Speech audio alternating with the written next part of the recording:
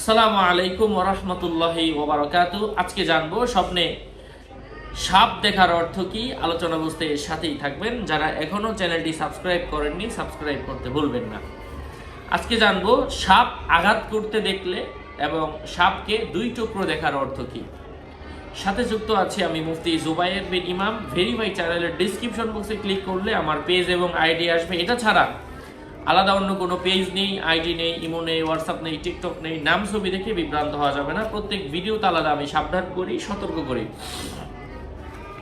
স্বপ্নে কোনো মানুষ যদি দেখতে পায় যে সাপ তাকে আঘাত করছে, স্বপ্নদ্রষ্টা পরবর্তী সময়ে তার শত্রুকে আঘাত করতে পারবে।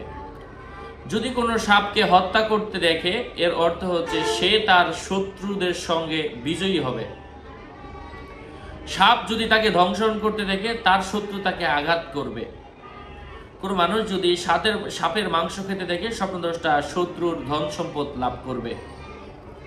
সাপকে দুই টুকরো করতে দেখার অর্থ হচ্ছে স্বপ্নদ্রষ্টা তার শত্রুর মাঝে অবস্থান করবে। সাপের সঙ্গে বিনয়ী ও নম্রতার সঙ্গে কথা বলতে দেখলে স্বপ্নদ্রষ্টা কল্যাণ পাবে, লাভবান হবে। মানুষকে তার লাভ থেকে বিস্মিত হয়ে যাবে। স্বপ্নে কোনো মৃত ব্যক্তি সাপ দেখলে সে যদি কোনো বিপদে পড়ে, তার বিপদ দূর হওয়ার জন্য আল্লাহ তাআলাই যথেষ্ট হবেন।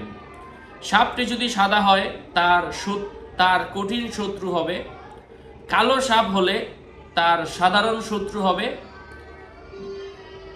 মানে হালকা কালো হলে সাধারণ শত্রু।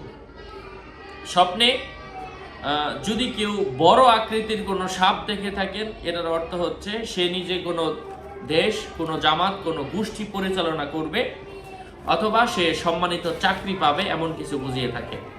আশা করছি উপকৃত হয়েছেন। আরও আপডেট পেতে সাথেই থাকবেন।